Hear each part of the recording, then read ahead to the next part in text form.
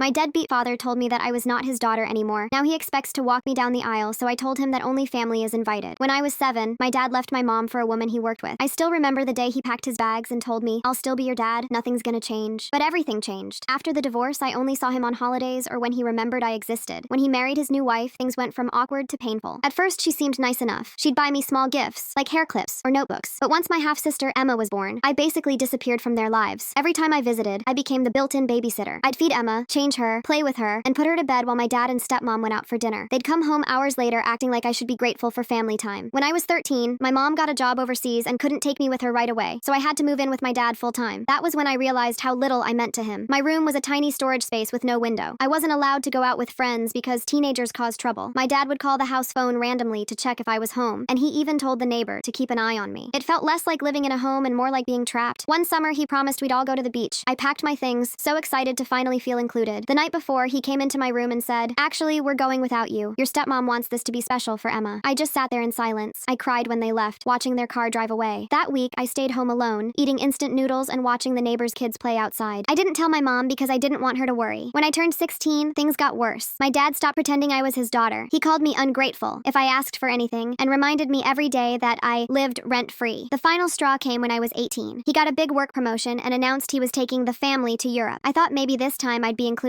I wasn't. He told me he only had enough money for 3 tickets: himself, my stepmom, and Emma. I was told to stay home and watch the house. That night, I finally lost it. I told him how much it hurt to always be left out, how unfair it was. He yelled that I was spoiled and said, "You're not my daughter anymore. You're nothing to me." Then he threw my stuff out onto the driveway. I stood there crying, holding a trash bag full of my clothes, while he slammed the door in my face. I stayed with a friend for a while until my mom helped me move to another city for college. My dad never called, never texted. The only time he reached out was to yell at me a month later because my mom stopped sending him money for my expenses. After that, silence. Years passed. I studied engineering, met my boyfriend, Daniel, in college, and built a life I was proud of. Daniel is kind, steady, and nothing like my father. We've been together for 4 years, and last spring, he proposed. My mom cried tears of joy, and my stepdad hugged me like I was his own daughter, because to him, I am. I don't post much online, but a relative must have told my dad about the wedding. Out of nowhere, he messaged me on Facebook. "Heard the good news. I'm so proud. I'd love to walk you down the aisle." My stomach dropped. I read that message over and over, angry and shocked. The same man who told me I wasn't his daughter now wanted to play Dad of the Year in front of everyone. I wrote back, "Only family is invited. My stepdad will walk me down the aisle." Then I blocked him. A week later, a handwritten letter showed up in my mailbox. He said he was sorry, that he regretted everything, that he'd been too proud to admit he was wrong. He said paying for my wedding and walking me down the aisle was his dream. But I don't owe him that. You can't abandon someone and then expect to show up when life gets good. I wrote back, politely but honestly. I told him I forgave him for my own peace, but that forgiveness doesn't mean access. My stepdad will walk me down the aisle, the man who showed up for every birthday, every graduation, every tear. As for my father, he'll stay where he's been all along, outside my life.